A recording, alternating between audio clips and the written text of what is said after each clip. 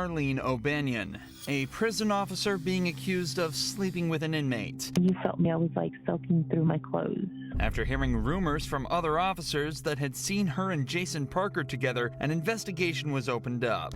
Charlene thinks she flew under the radar and got away, but what she doesn't know is that the detectives have all the evidence they need, and they're about to expose and embarrass her in the most brutal way possible. You got a lot of that head game. Oh my God. Right from the start, Charlene plays innocent and pretends she doesn't know anything about the allegations. We're notified of a possible improper relationship between you and Jacob Parker. So we're here for that. I just kind of want to talk to you about it and get your side of that story. I don't know anything about it. Okay. Have you talked to him on any jail phone calls or anything like that? No. Not at all? Charlene is sure that this will work, but the detectives have much more evidence than they're letting on. And where would you think that this allegation would come from if there's nothing to it?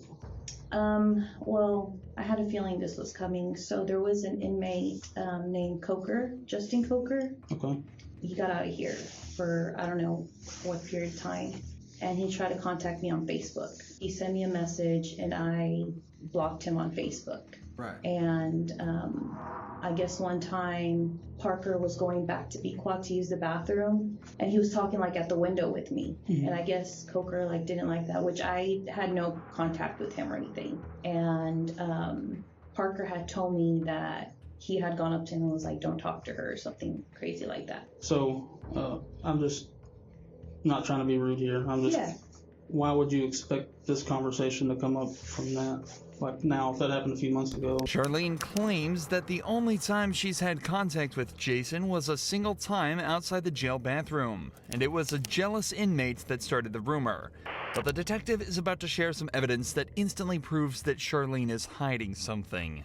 I don't know exactly how it started, like who it started from, but I was told that it was brought to somebody's attention, and then we looked at jail calls, and there's jail calls between you and Parker, and all that stuff's recorded. So I don't think you're being completely truthful. Well, I kind of know that you're not, and I'm not trying to be rude when I say that. Yeah, no. I'm just kind of trying to lay it out on the table for you. Mm-hmm. So can you kind of tell me what's going on? I guess a few years ago, we talked, and then I ended up here, and then he ended up here. I didn't know he was here. I didn't, it wasn't anything like that. Apparently, Charlene and Jason knew each other before prison and messed around before they both ended up here. This led to them joking around with each other here, but nothing else. Or at least, that's what she claims. In reality, the cops have recorded phone calls from inside the prison that tell a completely different story. So what about some of these phone conversations? No, not here or the phone. No, I just mean conversations y'all are having on the phone. No. Since he's been in here. Like sexual? Well, I'm not saying having phone sex, talking about sexual acts. From what I'm listening to on the calls, I take it as that you've given him oral sex at some point, is what I gather from these calls. No. They got her. That was Got her. oral, but we never dated. We just. Okay. What kind of conversations have you had with him since you started working here and he's been in the jail? I don't know, just talking about what happened after he got out. And then the jail call recordings, have you been talking to him like while you're at home? Like he calls you from the jail while you're at home, or? Mm-hmm. Okay. Just 15 minutes into this interrogation, Charlene's original story is seeming less and less like the truth. Right. She's been caught in multiple lies, admitted to having sexual relations with Jason in the past, and calling him regularly from her own home.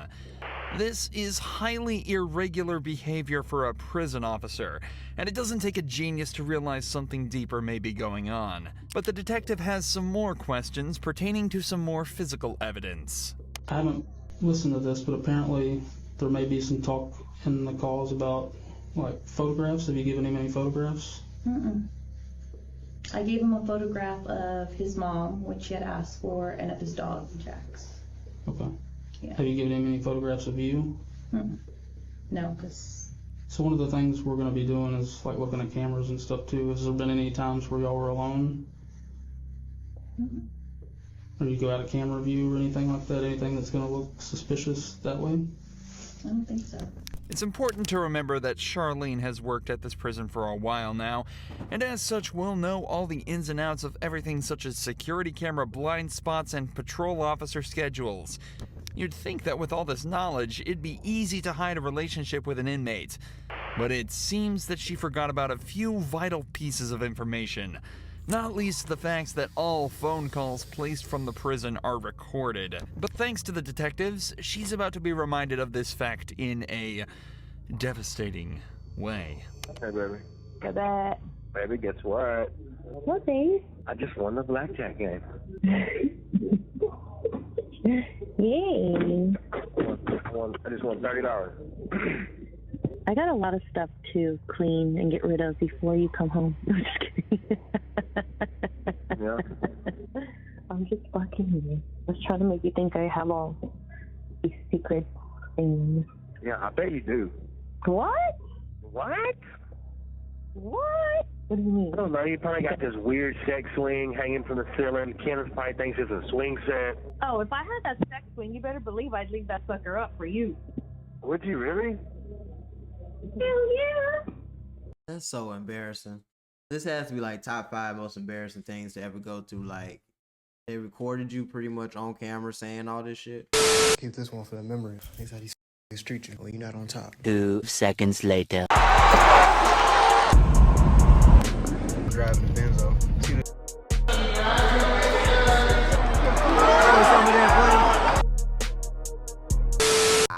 It's not looking too good for you.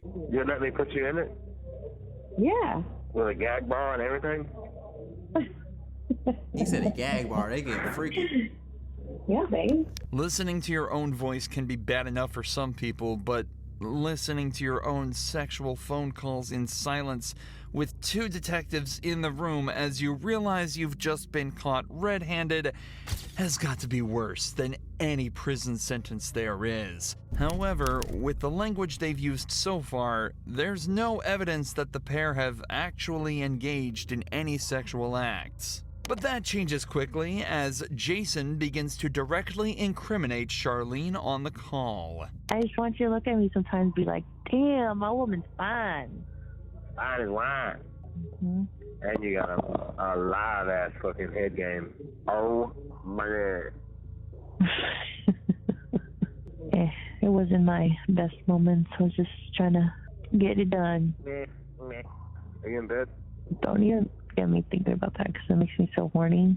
Like just going back and thinking about Yeah. that. It gets you horny? Oh yeah. You felt me. I was like soaking through my clothes. Get very horny very easy. I always want to have Not sex. good. Like that's not even. Not good. I mean, it's not like I just like look at someone. I'm like, oh my god, I'm so fucking horny. No, like of course, like I only get horny for you. You kind of see how that sounds from like my point of view, like a more recent thing than 3 years ago. No. The audacity she has to say no after hearing that phone call is truly remarkable. But to her credit, she's not going down easily. The detectives try asking her if she thinks Jason would cover for her, and she still doesn't break, sticking to her story that everything that happened outside of prison. Technically, this story could still be true with this phone call, but it definitely is odd for the couple to be recounting events from over 3 years ago in such detail, especially when earlier she struggled to remember any details about their Not for relationship. real. You Not talk for about real. how profound this was, like just giving him this blowjob was, but you like don't remember anything about it. It's like telling me something, but you're having trouble coming up with details about it. You know what I mean? Like if it's that I profound. mean, I gave him a blowjob. How do you describe the blowjob?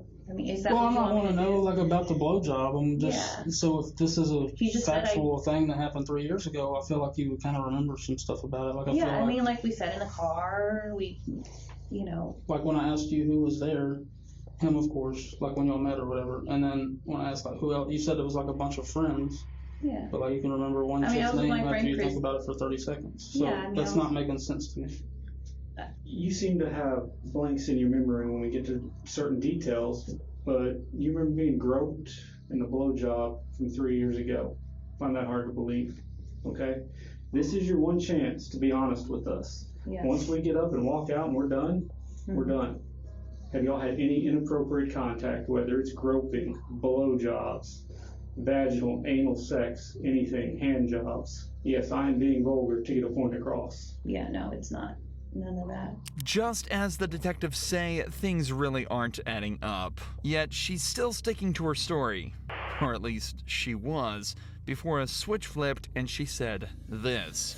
And what is it? I might have given him a blowjob in the back part of the In the back part of the quad? Okay. Mhm. How long ago was that? I don't know, a few months ago. The secret's out, and Charlene has confessed. But this matter is more complex than it may seem. In cases of officer-inmate relations, the main question that arises is the issue of consent. Given that Jason and Charlene knew each other prior to being in prison, it's not wrong to assume that consent went both ways in this interaction. However, in these cases, that's actually completely irrelevant. According to a 2005 report, federal law criminalizes all sexual relations and contact between prison staff and inmates, and that all sexual relations between staff and inmates are considered abuse, even if the act would have been considered consensual if it occurred outside of a prison. This is because of the huge amount of inmate abuse that was observed in prisons. In 1996, it was estimated that between 12 and 14% of all prison inmates had been sexually assaulted, and the officers were rarely punished. So to prevent this, a zero-tolerance policy was introduced to try and prevent abuse towards inmates. A policy, it seems, that Charlene completely ignored. I'm gonna ask, but I feel like I know the answer. I'm losing my job. Yeah, you go to So jail. that's not really up to me. Internal Affairs is aware. Investigation is separate from ours because it's two totally different things. So Yeah. What kind of charges would, like, so it's illegal to have sexual contact with an inmate as an employee. So I said the ball kind of be in their court, but I'll let you know as soon as I hear something. I mean, would I go to jail? Yeah. That's up to the DA's office. As it turns out, Charlene would lose her job, and the only time she'd ever be allowed back in jail would be for the 100 days that she'd be made to serve after being found guilty of sexual activity with a person in custody. Goofy ass shit. All you have to do is wait till he got out of jail. You couldn't just wait, man. I don't know what's wrong with it. You getting fed. I'm just asking, like, it's a million free guys, and you want the one guy that's locked up.